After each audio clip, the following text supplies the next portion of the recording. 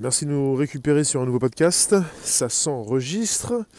Alors, je vais lancer justement dans quelques instants. Nous y sommes. Je vous accueille. Nous nous retrouvons pour ce nouveau lundi, début de semaine. Pour toutes les plateformes qui vont s'afficher, ça se connecte. Merci de nous récupérer sur un nouveau podcast. Ça s'enregistre. C'est le Bonjour la base sur Spotify, SoundCloud et l'Apple Podcast. Bonjour la base. Nous sommes lundi 24 mai 2021 et du lundi au vendredi de 13h30 à 14h. C'est un fichier, c'est un direct, suivi d'un fichier audio qui se retrouve sur les différentes plateformes et également sur le Bonjour la base, précité. Alors je vous laisse arriver, je vous remercie d'être présent jour après jour. Comme vous l'avez compris, on est sur un direct. Bientôt, ça fait donc bientôt 3 ans que je diffuse ce mode podcast, mais ça fait plus de 5 ans qu'on parle de tech sur cette chaîne. 5 ans. Alors, je vais vous parler justement de cette conduite autonome. On va peut-être aussi pouvoir reparler de Tesla. C'est important. Bonjour les rooms. Je viens vous voir là où vous êtes. Myriam en vadrouille. Ensuite, Facebook, les plus grosses plateformes là où vous êtes. Pouvez vous abonner si ce n'est pas déjà fait. C'est important pour la suite logique des choses. On est sur un démarrage. Monique, Christophe, Laurent, comment ça va-t-il? Bien, vous-même. Bonjour, merci d'être présent, des lives. Quel hasard. Le hasard fait bien les choses, même s'il n'existe pas. Thiel, bonjour. Medunus, Jean-Mich, Sophie, bonjour vous. Ça donne bien en replay le live du 23, merci beaucoup. Alors, on parle de conduite autonome, mais je suis tombé sur un article... Je vous mettrai en lien sous la vidéo YouTube. Et j'aime bien l'idée de cerveau dédié à la conduite autonome, qui doit être aussi rapide, qui va être aussi rapide que celui d'un humain. Et je vous parle d'un équipementier automobile allemand qui s'appelle ZF Friedrichshafen. Friedrichshafen. Il a été fondé l'équipementier en 1915. Il compte maintenant plus de 71 000 employés dans 26 pays. Il est connu pour ses boîtes de vitesse. On parle d'un fabricant qui a étendu son activité à l'électronique en proposant notamment, on parle entre guillemets d'un cerveau virtuel pour les systèmes de conduite autonome. Alors prévu pour 2024, son nouveau Pro AI est un circuit mesurant 24 cm de long pour 14 cm de large avec une épaisseur de seulement 5 cm. Il est annoncé comme 66% plus rapide avec une consommation réduite de 70% par rapport au modèle précédent. On parle d'un super ordinateur qui peut s'employer pour de nombreuses options et qui fournit suffisamment de puissance pour une intelligence artificielle dédiée à la conduite. Donc 100% autonome. Et ce que j'apprécie vous préciser, c'est quand on parle de conduite autonome, on peut la catégoriser en plusieurs niveaux. Vous avez le niveau 1.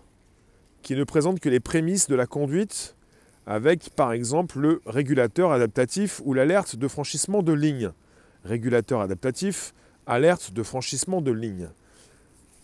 On parle de ce niveau 3. À partir du niveau 3, le véhicule prend intégralement le contrôle, mais peut vous demander de reprendre le volant. On parle d'un niveau 5 qui permet théoriquement une autonomie totale, avec des voitures sans volant. Pour cela, la voiture doit être capable de réagir comme le ferait un conducteur au volant. Alors, pour situer les niveaux actuels, on nous précise que l'autopilote Tesla navigue entre le niveau 2 et le niveau 3. Ce qui explique l'enquête pour publicité mensongère menée actuellement contre l'entreprise d'Elon Musk. Je vais ensuite vous parler de cette enquête pour publicité mensongère. Alors, pour l'instant, on reste avec ce système de la firme allemande, je vous l'ai précisé, c'est justement ZF Friedrichshafen, équipementier automobile allemand, connu pour ses boîtes de vitesse. Alors, pour cet équipementier, son produit, son outil est en théorie capable d'atteindre le nombre d'un sextillion, 10 puissance 36. D'opérations de base par seconde, ce qui le place en matière de puissance brute à égalité avec un cerveau humain. il devrait être capable de fournir la puissance nécessaire pour une conduite autonome allant du niveau 2 au niveau 5. Si la puissance de calcul est égale, le système ne remplace pas complètement l'homme. C'est la flexibilité du cerveau humain qui le rend si unique. Notre cerveau dispose de la capacité de modifier sa structure neuronale en réponse à un apprentissage ou de déplacer certaines fonctions dans une autre zone en cas de défaillance. Donc pour l'instant, il s'agit d'attendre pour avoir une véritable conduite autonome. On n'y est pas encore. Le cerveau humain est beaucoup plus complexe qu'il n'y paraît, beaucoup plus efficace. On ne parle pas d'intelligence, on parle justement d'un cerveau, même pas au niveau du calcul, parce qu'on nous avait des systèmes informatiques où on propose un calcul assez efficace. On est sur des calculs en parallèle, où on est sur une capacité, comme il le précise, de modifier donc notre structure neuronale en réponse à un apprentissage. Là, on pourrait penser aussi à l'apprentissage profond, au deep learning ou au machine learning. On parle également du cerveau humain qui peut donc déplacer certaines fonctions dans une autre zone en cas de défaillance. Mais je pense qu'on pourra atteindre tout ça prochainement. On est parti avec, dans l'actu, ce sujet de Google qui souhaite proposer du qubit, c'est-à-dire du quantique, pour 2029, avec une puissance de feu considérable. Ce n'est pas du 100 qubits comme maintenant, par rapport au calcul quantique et aux ordinateurs quantiques. On parle de 1 million de qubits. On en reparle bientôt. Merci d'être présent sur un podcast. Je vais vous parler précisément donc également de l'autopilote Tesla. Merci d'être présent sur un direct ce jour, comme chaque jour pour un 13h30, 14h, pour un nouveau podcast. L'enregistrement se fait maintenant puisque la disposition par la suite sur un Bonjour la base sur Spotify, SoundCloud et l'Apple Podcast. Laurent, oui, les voitures qui se garent toutes seules. Vous avez déjà des voitures autonomes. On nous parle de voitures autonomes qui fonctionnent beaucoup plus en Californie. Et même de camions. Le futur donc est déjà là. Après, s'agit-il véritablement de voitures qui peuvent se conduire complètement dans une autonomie complète? Alors, je vous envoie le coffre sur des lives. Je vous parle justement, entre guillemets, d'un cerveau dédié, d'une intelligence artificielle supérieure, pas consciente bien sûr, quelque chose qui permet de conduire la voiture. Ça mouline, ça va tomber et je continue avec Tesla. Tu nous dis, ça va surtout permettre d'empêcher de démarrer si la personne est sur liste noire. Fini les promenades intempestives et les déambulations. Inutile. Je vais penser également à ce que j'ai constaté sur une trottinette électrique. Je vous fais un aparté, une petite parenthèse. Je réponds directement à ce que tu viens de me dire. Ça va surtout permettre d'empêcher de démarrer si la personne est sur liste noire. J'ai plus que testé les trottinettes électriques, je les utilise. Et finalement, elles sont géolocalisées. Vous avez sur une application la possibilité de savoir où sont ces trottinettes par rapport évidemment à votre marque de trottinette avec une application dédiée. Et finalement, comme elles sont tout le temps géolocalisables, vous avez quand vous êtes sur une trottinette, cette possibilité de ralentir. Ce n'est pas vous qui ralentissez, c'est la trottinette qui le fait en rapport avec des lieux où elle sait qu'il faut ralentir. Le procédé n'est pas très élaboré, évidemment évolué avec le temps, parfois ça ralentit là où il ne le faut pas. Donc il est bien évident que sur ces ustensiles, sur ces véhicules modernes, le côté géolocalisation avec, logiquement, ce qui peut aussi s'installer sur une voiture, on vous ralentit votre voiture parce que vous entrez dans une zone protégée, par exemple, là où actuellement, on peut mettre des dodanes un petit peu partout, en face des écoles. Cette possibilité également, puisque je l'ai connu avec une trottinette, de ralentir, mais ce n'est pas vous qui ralentissez, c'est le système avec des véhicules qui sont géolocalisables et qui permettent d'être ralentis à distance, avec un procédé qui le fait, mais pas vous. Ça fait penser aussi au Linky, qui, à votre place, peut estimer votre consommation électrique et même la ralentir. Mais bon, ce n'est pas forcément ce qui vous rend joyeux.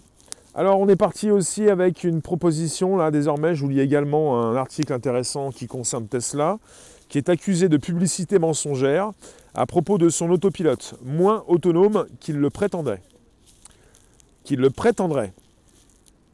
Alors, il est déjà condamné en Allemagne l'année dernière pour le même motif, l'autopilote Tesla est maintenant étudié par le département des véhicules motorisés en Californie, pour affirmer ou non si la publicité de la marque est jugée comme mensongère. Alors, voilà, il faut le préciser. Le 14 juillet 2020, un tribunal allemand a déclaré coupable la société Tesla de publicité mensongère. Le 14 juillet 2020. À l'origine du problème, l'autopilote qui, traduit sur le site allemand, laissait entendre que la voiture disposait d'une véritable option de pilotage automatique correspondant au niveau 5 d'un véhicule autonome. En attendant de faire appel, Tesla avait fait changer le terme autopilote en autodrive sur les documents allemands. Selon un nouveau rapport, ce serait maintenant au tour du DMV, le département donc des véhicules, Department of Motor Vehicles de la Californie, de se pencher sur le cas de l'autopilote. Le cas de Tesla est en cours d'examen par le DMV de Californie pour déterminer si l'entreprise induit en erreur les clients en annonçant les capacités de son option Full Self-Driving. On parle de la dénomination de l'autopilote mise en cause. Au cœur de la polémique, on trouve le package FSD, Full Self-Driving, ou conduite autonome totale, des véhicules de la marque. Le problème est qu'à l'heure actuelle, le système FSD, donc, pour conduite autonome totale, ne permet qu'une conduite autonome de niveau 2, à la limite du niveau 3 selon les situations, ce qui le place loin du niveau 5 d'une conduite pleinement autonome. Néanmoins, le package est évolutif et promet un passage au dernier niveau de conduite autonome selon Elon Musk. Oui, régulièrement, chez Tesla, on parle d'une mise à jour qui pourrait se faire prochainement, si vous avez la possibilité de la faire, là où vous habitez, là où ça vous concerne. On est parti sur une évolution qui devrait se faire avec une mise à jour à distance, en liaison avec les véhicules Tesla, pour leur permettre de passer à un niveau 5, ce que propose Tesla et même Elon Musk. Le reproche fait à Tesla est de ne mentionner aucun délai et donc de jouer sur les mots. De nombreuses personnes n'hésitent pas à pointer du doigt le manque de transparence de la dénomination et accusent le constructeur des mauvais usages du système à cause du manque d'informations. De son côté, Elon Musk a déclaré que les personnes qui ne connaissaient pas le système avaient plutôt tendance à faire preuve d'une grande prudence lorsqu'il confie les commandes à la voiture. Et l'actualité aurait tendance à lui donner raison si l'on regarde par exemple ce conducteur arrêté pour s'être installé à l'arrière en laissant l'autopilote conduire. Difficile de plaider la mauvaise information lorsque l'on se fait arrêter pour la seconde fois en quelques mois. De plus, les articles de presse rappelle régulièrement que la conduite 100% autonome n'est pas encore prête. Donc finalement, en cas de verdict défavorable, que peut risquer l'entreprise? Au-delà des sanctions financières, c'est le permis de déploiement de véhicules autonomes qui pourrait être retiré au constructeur dans l'État de Californie. On est parti aussi que la police peut envoyer à la fourrière un véhicule utilisant une technologie de conduite autonome sans autorisation. Alors, puisque tout à l'heure je vous parlais justement, je vous le répète, de différentes étapes pour la conduite autonome. Pour Tesla, c'est entre 2 et 3. Et pour cette entreprise allemande, et je vous le répète, elle s'appelle ZF Friedrichshafen, équipementier automobile allemand fondé en 1915, comptant plus de 71 000 employés dans 26 pays. C'est une entreprise assez importante, voilà. On frise les 80 000, les 100 000 employés, ça commence à être important. Alors, on part sur un équipementier particulièrement connu pour ses boîtes de vitesse, qui parle d'un cerveau virtuel pour les systèmes de conduite autonome. Et on est parti avec un système 66% plus rapide, avec une consommation réduite de 70% par rapport au modèle précédent. On parle d'un super ordinateur qui peut s'employer pour de nombreuses options, et qui fournit suffisamment de puissance pour une IA, une intelligence artificielle dédiée à la conduite 100% autonome. Et le niveau 5 qui permet théoriquement une autonomie totale, et des voitures même sans volant, puisque à partir du niveau 3, Tesla se situera entre niveau 2 et niveau 3, le véhicule prend intégralement le contrôle, mais peut vous demander de reprendre le volant. Les voitures Tesla, donc, elles ont toujours un volant. Elles sont au niveau 2 et 3 et pas au niveau 5 complètement autonome, avec des personnes qui se sont justement filmées dans leur voiture Tesla pour montrer qu'elles étaient à l'arrière de la voiture et que la voiture conduisait en Californie avec toujours un volant de présent. Ce qui fait qu'on peut penser justement que la voiture n'est pas complètement autonome pour toujours laisser le volant à disposition pour que le chauffeur puisse reprendre le volant quand il le faut.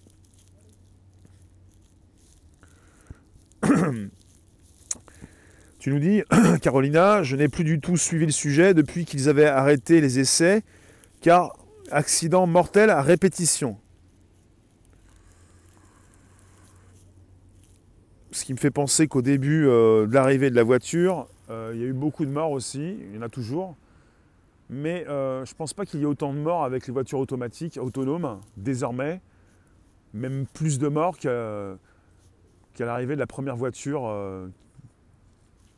Si vous voulez, je pense qu'on est parti sur de la technologie, une technologie assez importante, qui finalement peut-être pourrait encore occasionner des morts.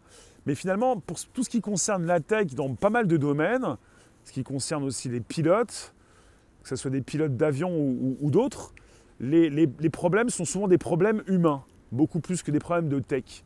Et quand on parle de problèmes de tech, de technologie, c'est souvent ce type de problème qui est mis en avant parce qu'évidemment, ça fait peur, mais les problèmes d'accident sont souvent des problèmes humains. Il faut le savoir. Ce qui est dit régulièrement aussi.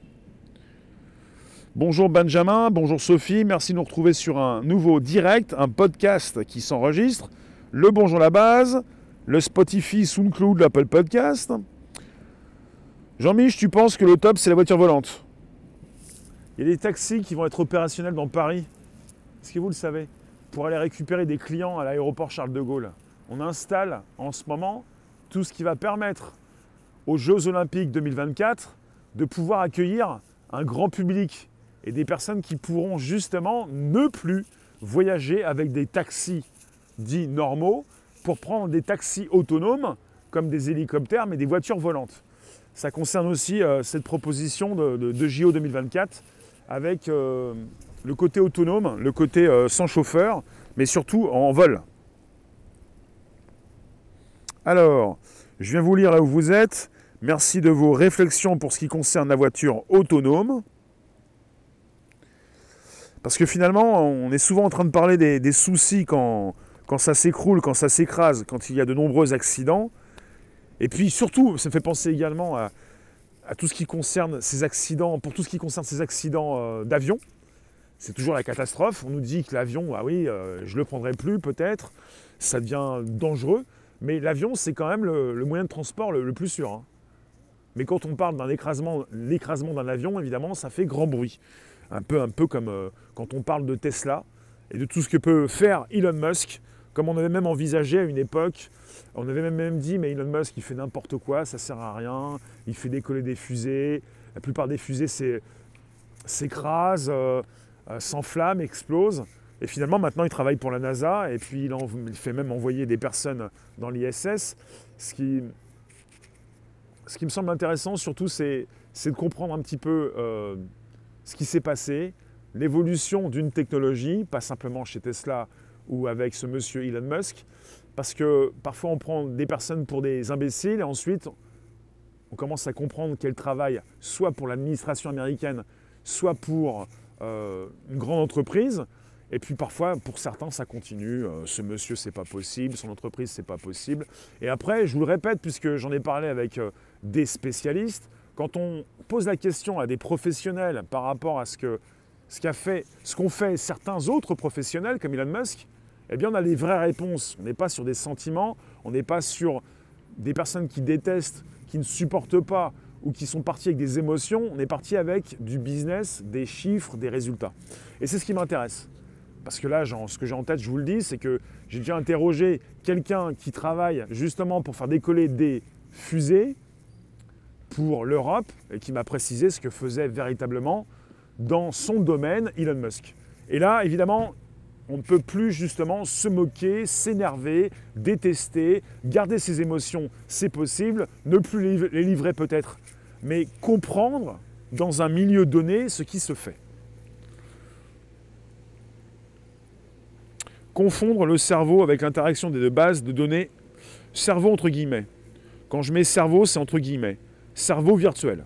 C'est simplement une image, un titre qui vous fait venir peut-être ou qui vous fait partir, mais quelque part, cerveau virtuel, entre guillemets, j'ai pas voulu garder les guillemets, bah, peu importe, ça s'appelle de l'intelligence artificielle, de l'autonomie, une possibilité de retrouver de plus en plus d'algorithmes qui vont faire tourner la boutique toute seule, qui font que vos prochaines voitures, Tesla peut-être pas tout de suite, pour Tesla, Elon Musk a déjà précisé il y a un certain temps que ces voitures pouvaient être bientôt mises à jour avec beaucoup plus d'autonomie. Alors, Célan, tu nous dis, quand il y a les fonctionnalités essentielles, pourquoi aller toujours plus loin inutilement? Alors là, c'est un jugement. Aller toujours plus loin inutilement, pour toi. De plus, ce qui me dérange le plus, ce sont les technologies qui déshumanisent totalement. Ça, c'est un jugement. Elles déshumanisent. C'est comme si vous prenez un marteau, ou je ne sais pas, un sécateur, si ça vous déshumanise, c'est l'utilisation que vous en faites. C'est complètement relatif. Les technologies ne déshumanisent pas tout le monde par rapport à ce que font les êtres humains. Tout ce qui peut créer des problèmes liberticides, transhumanistes. Je pense que le sujet du transhumanisme, c'est un faux sujet puisqu'on est tous dedans. Si vous voulez, à partir du moment où vous avez des outils qui vous permettent de communiquer, on n'est pas sur des outils qu'il faut vous implanter dans la tête non plus. Hein. Alors, vous me dites sur Facebook, Caroline, c'était le parti pris de certains constructeurs, mais d'autres préfèrent garder de la mécanique. L'IA permet de pousser les limites météo. Comment ça, l'IA permet de pousser les limites météo? Concentration très forte de véhicules, très haute altitude pour consommer moins. Là, tu nous proposes un rébus, j'ai rien compris. J'essaie de vous lire pour vous comprendre et pour vous répondre si je le peux. Axel, tu nous dis les Russes presque autonomes en 2021. Du coup, un peu circonspect pour les avions. D'accord, JF Marc, on en reparle peut-être tout à l'heure en seconde partie sur un D-Live à 17h. Alors, pour ce que vous me dites,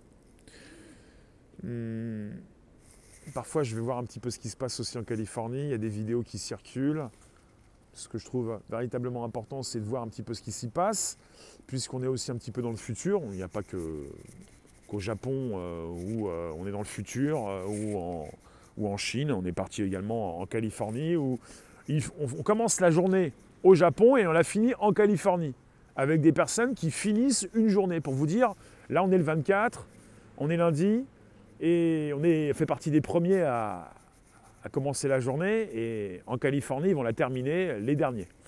Et c'est là aussi où vous retrouvez pas mal de véhicules autonomes, et des routes où vous avez des voitures qui circulent toutes seules. Enfin, avec peut-être pas de chauffeur, mais quelqu'un qui est à côté et un volant toujours dans la voiture.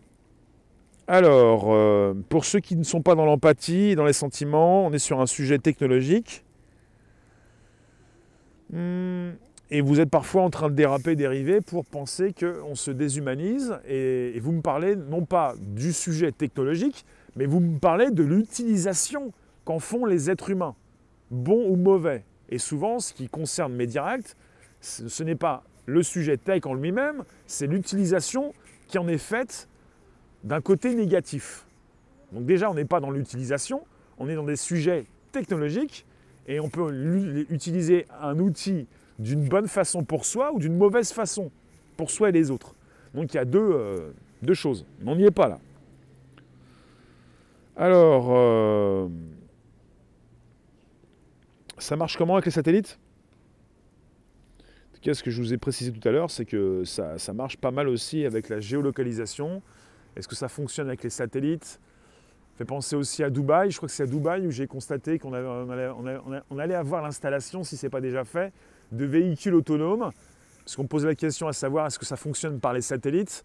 En tout cas, je crois que c'est à Dubaï où vous avez une flotte de véhicules qui interagit, qui se connectent, des véhicules qui se connectent entre eux. C'est-à-dire qu'on a une connexion entre tous les véhicules. Quand vous avez un véhicule qui ralentit, les autres véhicules comprennent qu'il faut ralentir. On est sur une liaison entre tous les véhicules. Est-ce que ça récupère des flux de connexion qui viennent d'en haut des satellites? Je n'ai pas tout le détail. Pour ceux qui voudraient me préciser comment cela fonctionne, ça m'intéresse vraiment. C'est-à-dire, on est parti avec des robots. Tout ce qui concerne la perte du pilote, enfin plutôt l'absence de pilote, le fait que les voitures d'elles-mêmes peuvent se conduire, on est sur des robots, il faut le savoir. À partir du moment où le pilote n'a plus besoin d'exister, on est parti sur des robots que vous pouvez utiliser pour entrer dans une voiture, pour vous faire conduire, pour avoir ce chauffeur qui est un robot. Peut-être que certains vont positionner peut-être un nounours ou plutôt un robot humanoïde pour montrer qu'il y a un pilote, mais il n'y a pas besoin de pilote. Il n'y aura plus besoin de volant en section numéro 5, comme j'ai précisé, c'est-à-dire au niveau des catégories d'évolution de l'autonomie sur des véhicules. Bonjour les rooms, merci de nous positionner vos commentaires. Je peux vous lire et je viens voir ce que vous m'écrivez justement. Caroline, tu me dis tu peux voler avec plus d'autres avions en même temps à voler dans des conditions météorologiques impossibles. Tu peux te poser dans le brouillard complet. C'est-à-dire l'IA qui permet de pousser les limites météo. D'accord. Ensuite, là où je vous retrouve sur des lives, tu proposes de la tech à des philosophes. Peut-être. Il y a régulièrement des personnes qui me disent « Ah oui, mais si c'est mal utilisé ». Oui, mais on n'en est pas là. On est sur une proposition d'avancée au niveau de la technologie. De tout temps, vous avez toujours eu des personnes qui l'utilisaient pour elles-mêmes, pour les autres, d'une façon pour vous peut-être pas correcte, mais qui peut être correcte pour les autres. On n'est pas sans arrêt parti dans l'éthique, c'est plutôt la tech. Éthique et tech. Et les tech, mais pas l'éthique. Les deux en même temps. Alors, il y a tellement à faire pour améliorer les conditions de vie de certains que j'ai vraiment du mal à accepter ce genre d'avancée technologique. Alors pour le c'était mieux avant, pour le côté naïveté et neuneux, c'est toujours possible. C'est même mieux maintenant. Même mieux toujours. Alors, quelqu'un peut-il prendre le contrôle de votre autonomie du cerveau? Là, on est parti pour prendre le contrôle du cerveau, des véhicules, des voitures. Là, on est parti sur un cerveau virtuel. On est parti évidemment sur une IA, une intelligence artificielle qui prend le volant. Avec un volant qui n'a plus besoin de pilote. Vous voyez ?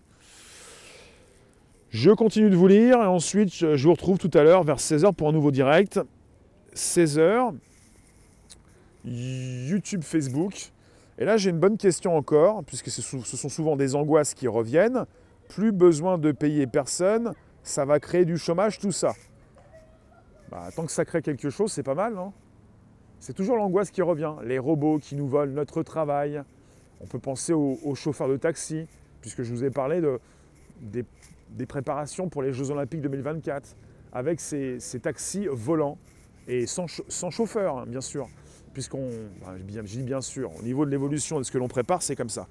On peut parler du chômage, oui, mais on peut surtout parler de cette possibilité de justement utiliser ce nouveau type d'outils et de ne pas en être forcément tributaire et de ne pas se faire remplacer, mais justement, au lieu de se faire remplacer, mais utiliser de plus en plus ces outils qui nous remplacent, mais finalement, pas tant que ça si on les utilise pour créer quelque chose. Voilà. Retrouvez-nous sur Telegram, Réservoir Live, c'est important. Et pour toutes celles et ceux qui n'ont pas compris que sur Odyssée, il y avait beaucoup plus de contenu, je vous accueille. Vous êtes les bienvenus pour venir voir ce qui se retrouve sur Odyssée. Réservoir APPS comme sur YouTube et Facebook. Et pour ce qui concerne Telegram, c'est Réservoir Live. Et il y a du monde qui passe, il y a de la news, il y a du contenu. On va se retrouver aux alentours de 16h pour un nouveau direct. YouTube, Facebook, Twitch, VK, Twitter. Seconde partie des lives Odyssée pour un nouveau sujet 17h. Et une dernière partie crypto, des live Odyssée à 18h.